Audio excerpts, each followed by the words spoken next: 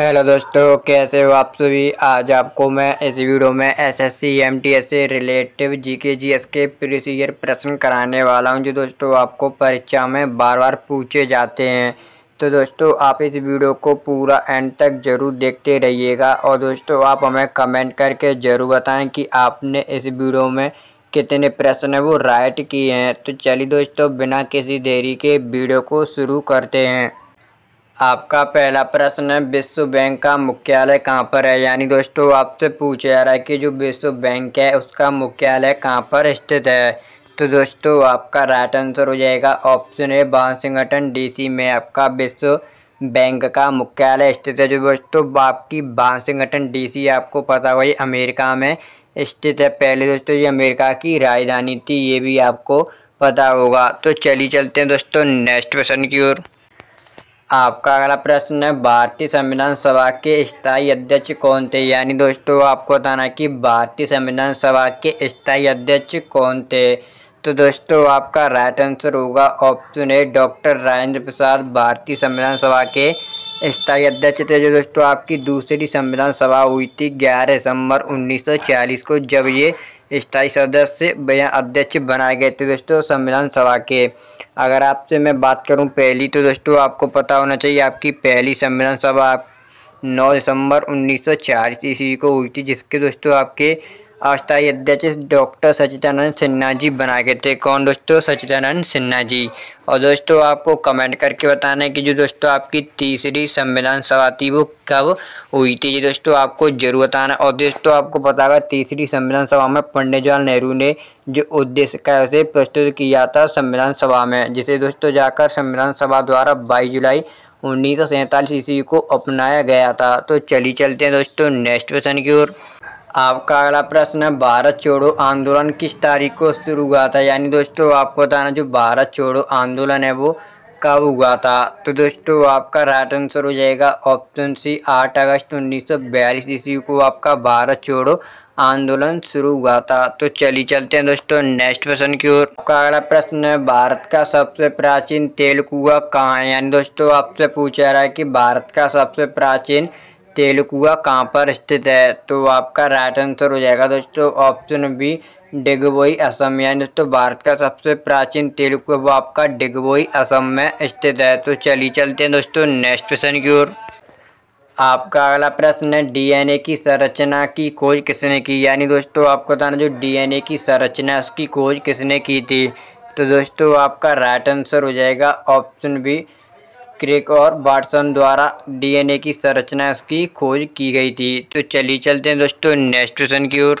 आपका अगला प्रश्न है, कुटिल नीति किस मौर्य शासक की विशेषता थी। यानी दोस्तों आपसे पूछा है जो कुटिल नीति है वो किस मौर्य शासक की विशेषता थी। तो आपका राइट आंसर होगा दोस्तों ऑप्शन ए, चंद्रगुप्त मौर्य। तो चलिए चलते हैं दोस्तों नेक्स्ट क्वेश्चन की ओर। आपका अगला प्रश्न है, साइमन कमीशन भारत कब आया था। यानी दोस्तों आपको बताना जो साइमन कमीशन है वो भारत कब आया। तो आपका राइट आंसर होगा दोस्तों ऑप्शन सी, 1928 ईस्वी में आपका साइमन कमीशन भारत में आया था। अगर दोस्तों मैं आपसे बात करूं कि साइमन कमीशन का गठन कब हुआ, तो दोस्तों आपको पता होना चाहिए साइमन कमीशन का गठन आपका 1927 ईस्वी में हुआ था। कब दोस्तों? 1927 ईस्वी में। अगर दोस्तों मैं आपसे वहीं बात करूं 1919 की, तो आपको पता होगा 1919 में महत्वपूर्ण आपकी घटना हुई थी, जैसे जलियांवाला बाग हत्याकांड आपका दोस्तों अमृतसर पंजाब में हुआ था 1919 में ही। और आपका रॉलेट एक्ट है वो भी आपका 1919 में ही पारित हुआ था, जिसे दोस्तों काला कानून कहा गया था। और 1935 की बात करूं तो दोस्तों 1935 में एक तो आपका दोस्तों जो आरबीआई है उसकी भी स्थापना हुई थी। कब दोस्तों? 1935 में। तो चलिए चलते हैं दोस्तों नेक्स्ट प्रश्न की ओर। आपका अगला प्रश्न है, कुतुब मीनार की नींव किसने रखी थी। यानी दोस्तों आपको बताना जो कुतुब मीनार है उसकी नींव किसने रखी थी। तो दोस्तों आपका राइट आंसर होगा ऑप्शन ए, कुतुबुद्दीन ऐबक ने कुतुब मीनार की नींव रखी थी। अगर दोस्तों मैं आपसे बात करूं कि इसका पूरा निर्माण किसने कराया, तो दोस्तों इल्तुतमिश द्वारा इसका पूरा निर्माण करवाया गया था। किसने दोस्तों? इल्तुतमिश ने। तो चलिए चलते हैं दोस्तों नेक्स्ट प्रश्न की ओर।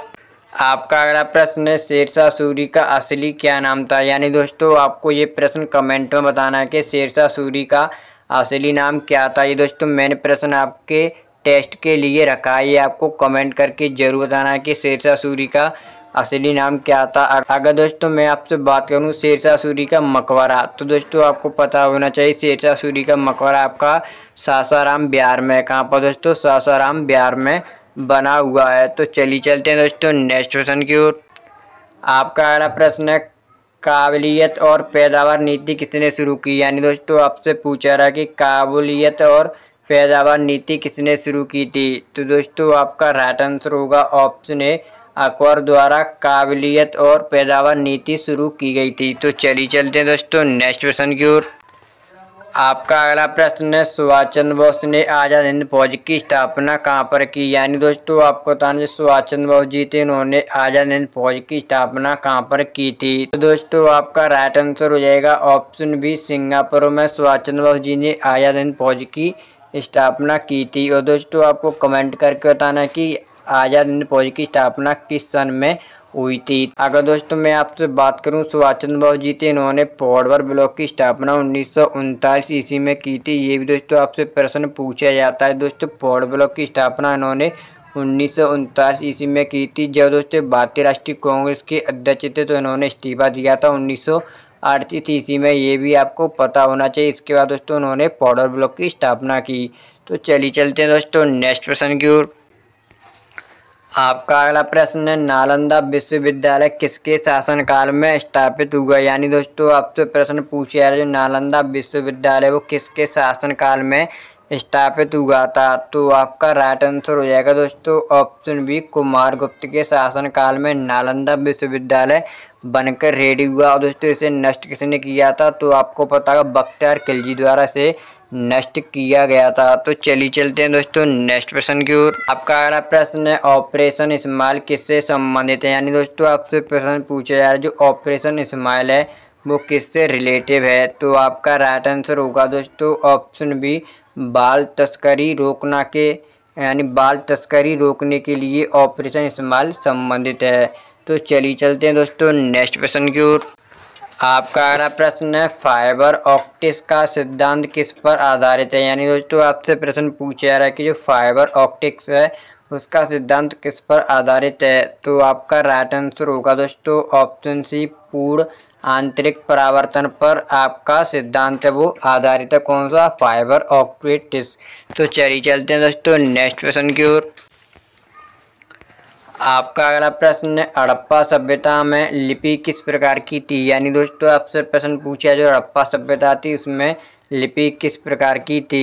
तो आपका राइट आंसर होगा ऑप्शन बी, चित्र लिपि या इसे दोस्तों पैक्टोग्राफिक भी बोलते हैं। अगर दोस्तों मैं आपसे बात करूं जो हड़प्पा सभ्यता है इसकी खोज कब हुई?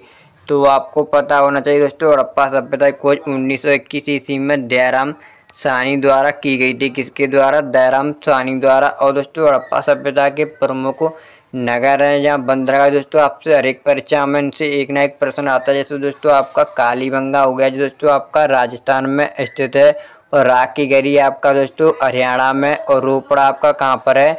ये दोस्तों आपको कमेंट करके बताना है रोपड़ कहाँ पर स्थित है। और धोलावीरा आपका दोस्तों गुजरात में स्थित है। क्या दोस्तों? धोलावीरा। तो चलिए चलते हैं दोस्तों नेक्स्ट प्रश्न की ओर। आपका अगला प्रश्न है, जर्म प्लाज्म थ्योरी किसने दी थी? यानी दोस्तों आपसे प्रश्न पूछा जा रहा है जर्म प्लाज्म थ्योरी है वो किसने दी थी? तो आपका राइट आंसर होगा दोस्तों ऑप्शन ए, विस्मान द्वारा जर्म प्लाज्म थ्योरी दी गई थी। तो चलिए चलते हैं दोस्तों नेक्स्ट प्रश्न की ओर। आपका अगला प्रश्न है, नेशनल ग्रीन ट्रिब्यूनल यानी एनजीटी की स्थापना कब हुई थी? यानी दोस्तों आपसे प्रश्न पूछा जा रहा है कि एनजीटी की स्थापना कब हुई थी? दोस्तों नेशनल ग्रीन ट्रिब्यूनल बोलते हैं। तो आपका राइट आंसर होगा ऑप्शन बी, 2010 ईस्वी में आपकी एनजीटी की स्थापना हुई थी। तो चलिए चलते हैं दोस्तों नेक्स्ट प्रश्न की ओर।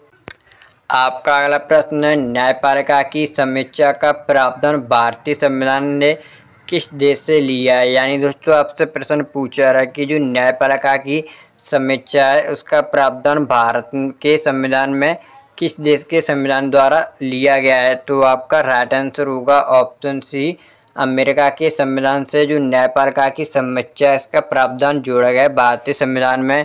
अगर दोस्तों मैं आपसे बात करूं आयरलैंड की, तो आपको पता आयरलैंड से दोस्तों नीति निर्देशक तत्वों को भारतीय संविधान में जोड़ा गया है। अगर दोस्तों मैं आपसे वहीं पूछता हूं जो भारतीय संविधान है उसमें वर्तमान में कितने अनुच्छेद हैं, तो आपके दोस्तों 448 तो अनुच्छेद हैं और आपके 25 भाग हैं और 12 अनुसूचियाँ हैं। कितनी दोस्तों? 12 अनुसूचियाँ हैं। जब दोस्तों संविधान अपना बन के रेडी हुआ था उस टाइम दोस्तों इसमें आपके 22 भाग थे और दोस्तों आपकी 8 अनुसूचियाँ थीं, 395 अनुच्छेद है। ये भी आपको पता होना चाहिए। दोस्तों अपना जो संविधान है वो आपका दोस्तों संविधान सभा द्वारा कब अपनाया गया था, ये दोस्तों आपको कमेंट करके ज़रूर बताना है। तो चलिए चलते हैं दोस्तों नेक्स्ट प्रश्न की ओर। आपका अगला प्रश्न है, महाबलीपुरम के मंदिर किस वंश के शासक ने बनवाए? यानी दोस्तों आपसे प्रश्न पूछा जा रहा है जो महाबलीपुरम के मंदिर हैं वो किस वंश के शासकों ने बनवाए थे? तो आपका राइट आंसर हो जाएगा ऑप्शन बी, पल्लव वंश के जो शासक थे उन्होंने दोस्तों महाबलीपुरम के मंदिरों का निर्माण करवाया था। तो दोस्तों जो आज की हमारी वीडियो थी वो यहीं पर समाप्त होती है। अगर आपको वीडियो अच्छी लगी हो तो वीडियो को लाइक और चैनल को सब्सक्राइब जरूर कर देना है। और दोस्तों अगर आपको इस वीडियो की पीडीएफ चाहिए तो हमारे टेलीग्राम चैनल को ज्वाइन कर लेना है। और दोस्तों आपको पीडीएफ भी लिख देना है कमेंट में अगर आपको पीडीएफ चाहिए तो दोस्तों आपको हमें ज़रूर बताना है कि आपने इस वीडियो में कितने प्रश्न है वो राइट किए। ये दोस्तों हमें कमेंट करके ज़रूर बताएं, जिससे दोस्तों आपकी जो तैयारी है वो मैं जान सकूं कि आपकी तैयारी किस लेवल की चल रही है। जैसे दोस्तों आपकी जो पेपर नज़दीक डेट आएगी मैं आपका लेवल थोड़े थोड़े तरीके से बढ़ाते चलूँगा और दोस्तों आपको कमेंट करके ज़रूरी बताना है। तो चलिए मिलते हैं दोस्तों नेक्स्ट वीडियो में। जय हिंद जय भारत।